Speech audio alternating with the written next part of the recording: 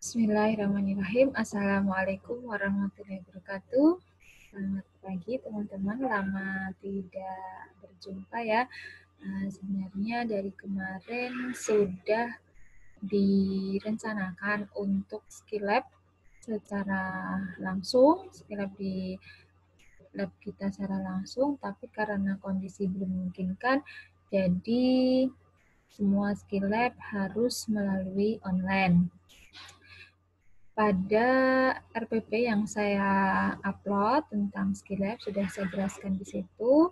Pembagiannya berdasarkan absen, kemudian setiap hari nanti akan setiap hari yang sudah dijadwalkan itu nanti akan rolling 3 kelompok dengan para dosen. Nanti silahkan diatur jam berapa untuk melakukan Zoom meeting. Tapi pada kesempatan kali ini saya akan memberikan video pembelajaran mengenai pengukuran tanda-tanda vital. Sebelum saya masuk materi, saya jelaskan dulu mekanisme dari skill lab online ini, yaitu yang pertama, nanti teman-teman akan menyaksikan video yang sudah diupload oleh dosen, video ataupun materi terkait pembelajaran. Kemudian Anda bisa sambil membuka modul yang sudah saya upload juga di Skalsa. Nah, nanti saya kembalikan lagi ke dosen-dosen yang bersangkutan. Saya harap sih bisa Zoom ya, agar Anda lebih mengerti. Dosen akan mengirimkan video pembelajaran atau bertemu secara langsung melalui Zoom dan mempraktekkan skill lab yang terkait pada materi tersebut. Jadi misalnya Bu Nana itu pemeriksaan paru misalnya, berarti nanti Bu Nana akan melakukan Zoom meeting atau langsung mengupload video pembelajaran mengenai pemeriksaan paru. Setelah Anda menyaksikan video yang sudah diupload, Anda bisa memanfaatkan alat-alat yang ada di rumah untuk melakukan demonstrasi secara mandiri. Nah, saya katakan di sini jika memungkinkan, karena mungkin di rumah keterbatasan alat atau apa, jadi tidak bisa dilakukan, nanti bisa koordinasi dengan dosen yang bersangkutan. Terkait dengan hal itu, untuk skill lab saya, karena ini pemeriksaan TTV, berarti Anda bisa lakukan dengan teman atau tetangga atau saudara di rumah dengan alat-alat nursing kit ya. Sudah dapatkan ya tensi, kemudian termometer, stetoskop, sudah dapat ya? Kalau sudah dapat berarti bisa langsung dipraktekkan. Hari ini saya akan menjelaskan tentang data vital, kemudian nanti ada video yang saya ambil dari YouTube. Kalau misalnya kurang jelas, Anda bisa mengambil langsung di YouTube. Banyak sekali video-video tentang pemeriksaan tanda-tanda vital. Nah, setelah Anda melihat video pembelajaran yang sudah saya upload, Anda nanti demonstrasi sendiri di rumah sambil di video. Jadi nanti Anda upload videonya melalui YouTube, tapi jangan dipublik ya. Nah, nanti kalau sudah di-upload melalui YouTube, bisa share linknya, link yang ada di YouTube itu ke tugas Kalsa. Jadi nanti saya bisa lihat tugas video Anda di situ. Setelah itu, setelah sudah mengumpulkan video, nanti silahkan mengerjakan post-test sesuai dengan rentang waktu yang ditentukan. Biasa ya, biasanya 1 minggu untuk pengerjaan kuis. Jika ada yang kurang jelas, nanti bisa ditanyakan ke saya. Oke, kita langsung saja ke pengukuran tanda-tanda vital. Jadi seperti yang kita tahu, tanda-tanda vital itu terdiri dari 4 hal, yaitu pemeriksaan nadi, pernafasan, tekanan darah, dan suhu. Pemeriksaan ini merupakan bagian penting karena dapat memberikan gambaran mengenai fungsi kerja tubuh seperti pernafasan, kardiovaskular, dan metabolisme tubuh. Secara mekanismenya sebenarnya fleksibel ya, tapi kalau saya mempraktekkan secara langsung, biasanya saya akan memeriksa suhu. Suhu rektal nanti masuk ke ketiak, kemudian sambil menunggu suhu itu terbaca, karena biasanya menggunakan air raksa ya, kecuali kalau yang menggunakan alat yang lebih canggih itu cepat. Tapi kalau air raksa kan biasanya menunggu 5 menit. Nah, sambil menunggu, saya akan memeriksa tekanan darah, nadi, kemudian pernafasan. Nah, setelah selesai itu kan baru kita bisa lihat suhu yang tertera di alat atau di termometer tersebut. Nah, yang pertama adalah pemeriksaan nadi. Pemeriksaan nadi ini adalah pengukuran tekanan pulsasi yang dihasilkan ketika jantung berkontraksi dan menginjeksikan darah ke aorta. Jadi istilahnya adalah duk-duk-duk itu ya, yang nadi yang terasa getarannya ya. Nah, menghitung nadi akan memberikan data klinis yang berkaitan dengan aksi memompa jantung dan keadekuatan aliran darah arteri perifer. Nah, ini bisa dibaca sendiri secara lengkapnya ya. Yang perlu diperhatikan adalah untuk pemeriksaan komplit nadi apikal dan semua nadi perifer bilateral. Untuk initial assessment bisa dengan nadi apikal, nadi radial, perifer bilateral, dan nadi dorsalis pedis. Kemudian pemeriksaan tanda vital rutin, nadi apikal dan nadi radial. Nah, intinya, kalau kita perhatikan tubuh kita ini, pasti ada banyak denyutan-denyutan ya, misalnya nadi radialis, kemudian nadi apikal, kemudian arteri apikal, kemudian ada nadi di daerah brachialis. Nah, nanti untuk lebih gampangnya untuk orang dewasa, Anda cukup periksa di nadi bagian radialis. Kalau nadinya itu teratur ya, misalnya nanti praktek ya, kalau nadinya teratur bisa selama memeriksanya itu selama 15 detik kali 4 karena harus 1 menit. Tapi kalau tidak teratur itu harus diperiksa 1 menit ya, full, tidak boleh dikalikan. Kalau kita belajar mengenai nadi, maka kita akan tahu istilah-istilah ini, yaitu bradikardi, takikardi, sinus aritmia, kemudian pulsus alternalis, dan sebagainya. Nah, yang penting kita ketahui adalah paling tidak kita tahu bradikardi dan takikardi. Kalau bradikardi berarti kurang dari normal, takikardi adalah lebih dari normal. Tentu kita tahu normalnya ya. Normal nanti itu biasanya, nah ini, nadi normal pada orang dewasa adalah 60 sampai 100 kali per menit. Jika kurang dari 60 berarti disebut bradikardi dan lebih dari 100 berarti takikardi.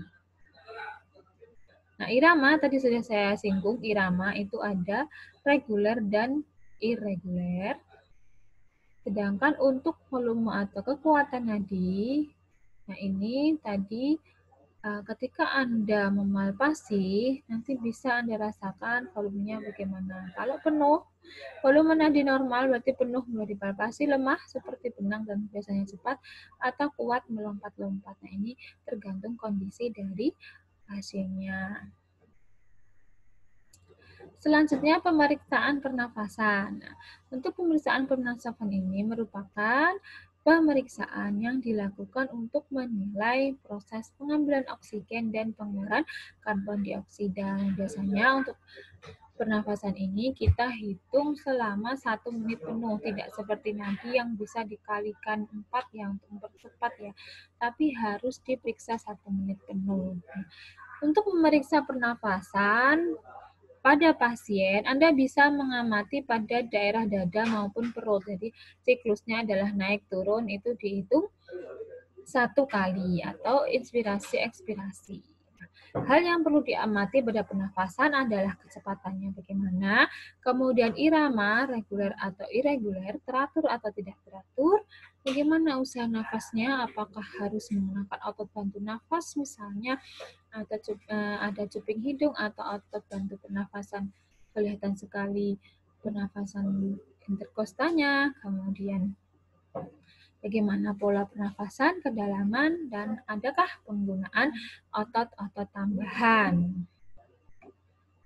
Untuk gambaran pola pernafasan, kita bisa kenal istilahnya adalah apnea.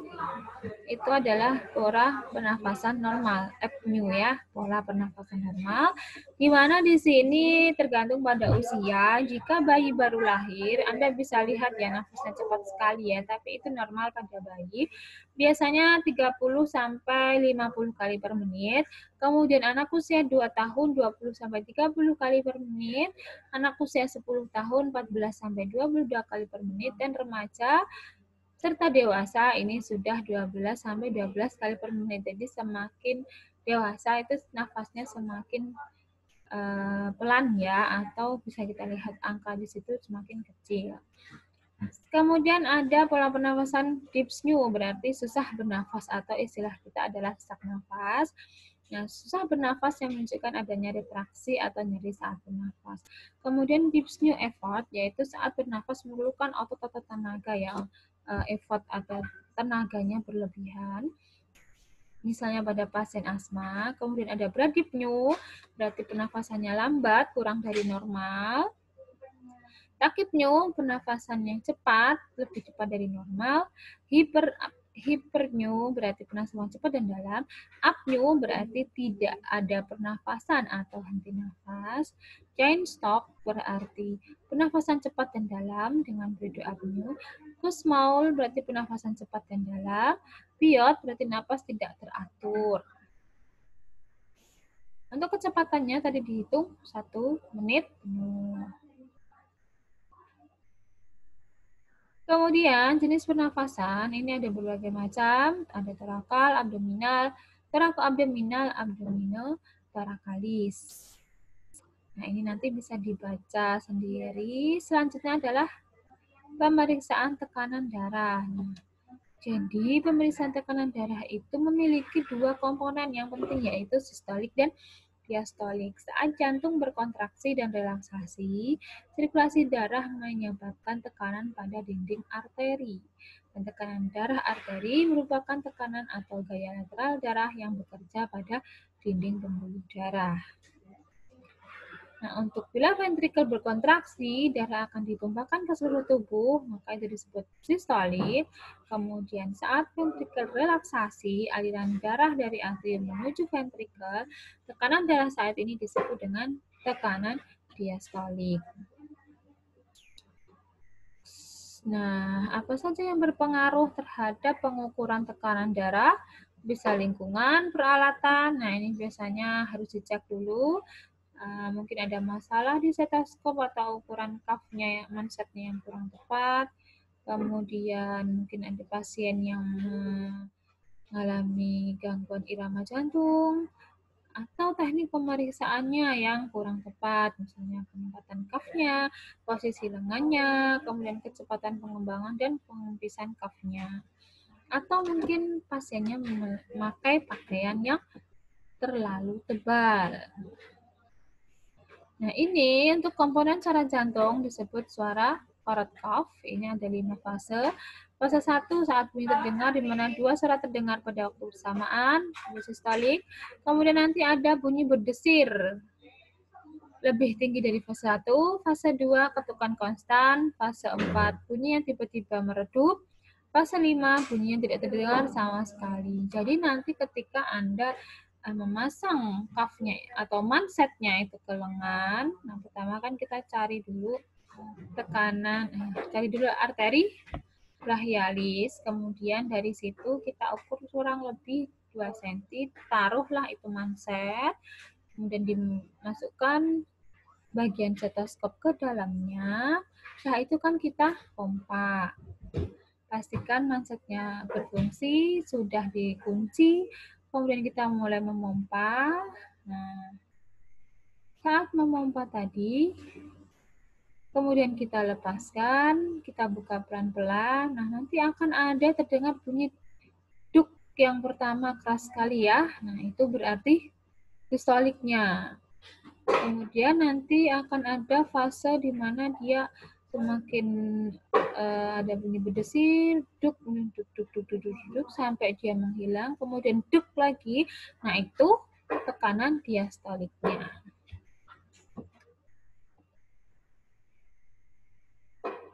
Ini untuk tekanan darah normal.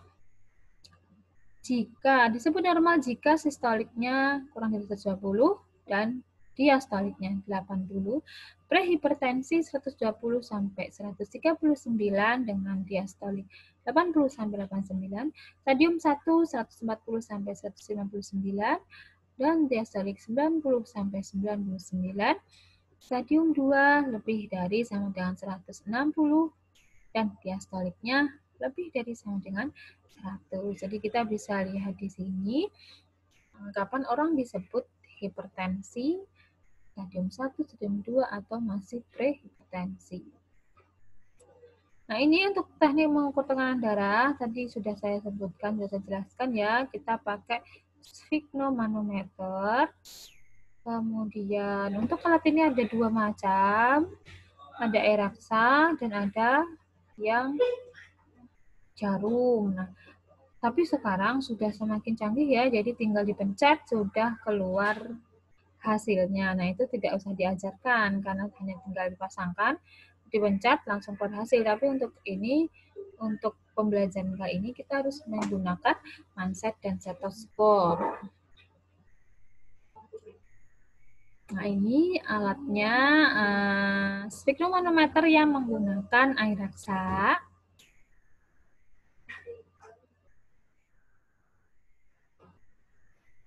Dan ada yang menggunakan jarum, biasanya lebih praktis. Selanjutnya, yang terakhir yaitu pemeriksaan suhu. Nah, pemeriksaan suhu ini, jadi untuk lokasi itu tidak hanya di rektal ya, tapi ada beberapa lokasi untuk mengukur suhu, yaitu bisa melalui oral, rektal, dan aksila. Untuk oral, suhu dapat diambil melalui mulut, baik menggunakan termometer yang klasik atau yang lebih modern, menggunakan termometer digital yang dilengkapi dengan probe elektronik untuk mengukur suhu tubuh. Nah, ini biasanya untuk yang oral bentuknya lebih lancip, karena ini diletakkan di bawah lidah. Untuk yang kedua, dubur atau rektal, nah Anda bisa lihat bentuknya lebih tumpul ya, karena ini dimasukkan langsung ke rektal. Pengukuran suhu rektal cenderung akan memberi hasil yang lebih tinggi, sekitar 0,5 sampai 0,7 derajat jika dibandingkan dengan suhu yang diukur dari oral. Jadi sebenarnya rektal ini lebih mendekati suhu inti tubuh ya, jadi lebih akurat. Hanya kadang tidak nyaman untuk mengukur melalui rektal. Kemudian ada aksila yang sering dilakukan. Aksila atau ketiak. Pengukuran suhu ini dilakukan dengan meletakkan termometer di bawah lengan. Suhu yang diambil oleh aksila ini cenderung hasilnya 0,3 sampai 0,4 derajat lebih rendah daripada suhu yang diambil melalui oral. Ada satu lagi ya, yaitu termometer telinga. Termometer khusus ini dapat mengukur suhu gendang telinga yang mencerminkan suhu inti tubuh.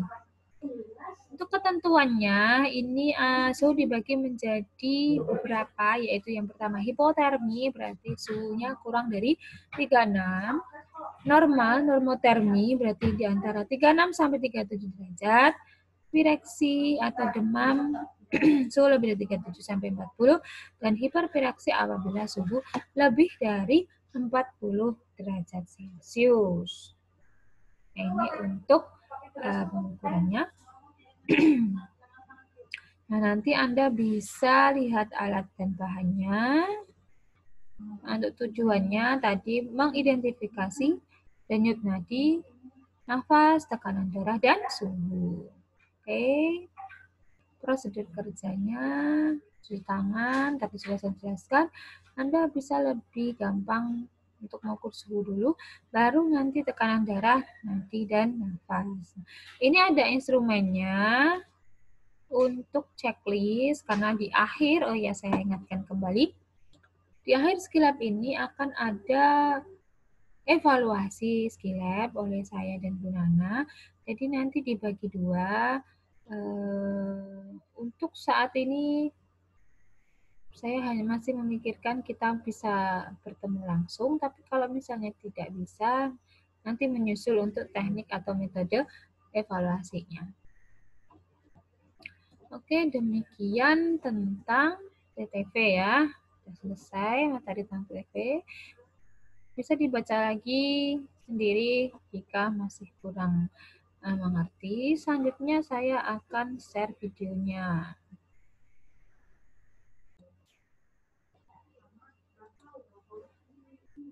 Nah, ini video yang saya ambil dari Undip ya.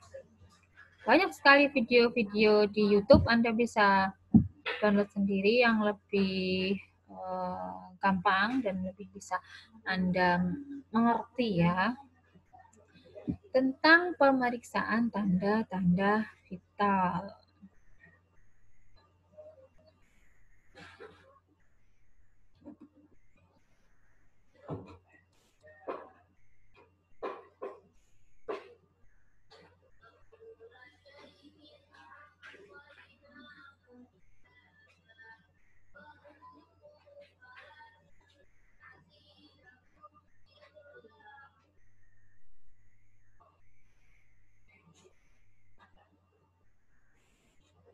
Nah, ini seperti biasa kita kontrak waktu dulu ya.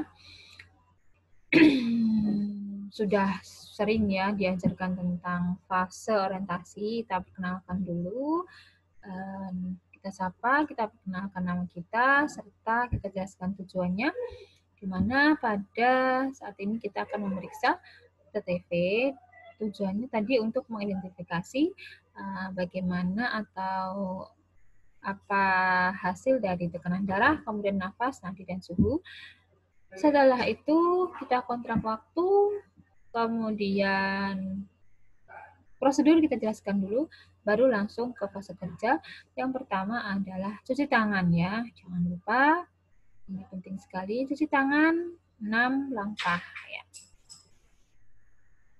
Setelah itu langsung ke pasien. Untuk posisinya kita buat posisi pasien senyaman mungkin. Nah, ini yang pertama adalah pemeriksaan suhu ya. Nah, jadi suhu ini harus diletakkan di dalam ketiak, jangan di luar baju. Sebelumnya harus kita pastikan kondisinya nol, makanya harus dikibas-kibaskan dulu. Kalau sudah nol, sudah pasti masukkan ke ketiak. Minta pasien untuk melipat tangannya agar tidak jatuh dan bisa masuk dengan baik. Kemudian sambil menunggu suhu, kita bisa memeriksa nadi dan nafas. Tadi sudah dijelaskan untuk nadi normal berapa, RR-nya berapa ya. Nadi 60 sampai 100, RR 12 sampai 24. Selanjutnya, pemeriksaan tekanan darah. Nah, ini manset. Nah, ini harusnya kita cari dulu arteri brachialis mana. Nah, arteri brachialis itu kan yang di lipatan tangan yang bagian dalamnya, siku yang bagian dalam. Nah, ini masang manset kira-kira 1 inci dari siku, 2 cm atau 2,5 cm. Kemudian diraba arteri brachialisnya dan diletakkan diafragma stetoskop di atas tempat denyut nadi arteri brachialis tanpa menekan ya. Nanti kalau menekan bisa bias hasilnya. Nah, memompa sampai kira-kira 20 mm Hg di atas hasil pemeriksaan sebelumnya. Jadi, saya sarankan saat memeriksa tekanan darah itu kita tanya dulu, Pak, Bu, biasanya tensinya berapa? Kalau misalnya biasanya saya 120, maka kita bisa naikkan 20 mili dari 120 tadi, dan kita pompa sampai 140. Jangan kita pompa sekencang-kencangnya ya, sampai 200 misalnya. Itu sakit sekali ya. Jadi tidak usah berlebihan dalam memompa. Nah tadi kalau sudah dipompa, kemudian sudah yakin sudah selesai di situ, misalnya 110 tambah 20, 140, kita buka. Kita buka yang kuncinya, kemudian kita pelan-pelan sampai kita mendengar bunyi dek yang pertama, itu berarti sistolik, kemudian nanti akan disusul bunyi semakin lemah, sampai hilang, kemudian dek lagi sebelum benar-benar berakhir atau hilang suaranya, itu diastoliknya. Kalau sudah kita sampaikan ke pasien hasilnya, tensi berapa, kemudian suhu berapa, kemudian nafas berapa, nadi berapa, kita jelaskan apakah sudah normal atau ada ketidaknormalan. Misalnya nafas Bapak terlalu cepat, atau nadi Bapak terlalu cepat, atau tekanan darahnya terlalu cepat. Oke, demikian yang bisa saya jelaskan. Jadi jangan lupa Anda membuat video di rumah, bisa dengan tadi ya, tetangga, atau bapak, atau ibu, atau dengan saudara, terserah. Nanti videonya di-upload di YouTube, kemudian share linknya di tugas KAOSA. Oke. Terima kasih atas perhatiannya. Ada salah saya maaf. Saya akhiri. Wassalamualaikum warahmatullahi wabarakatuh.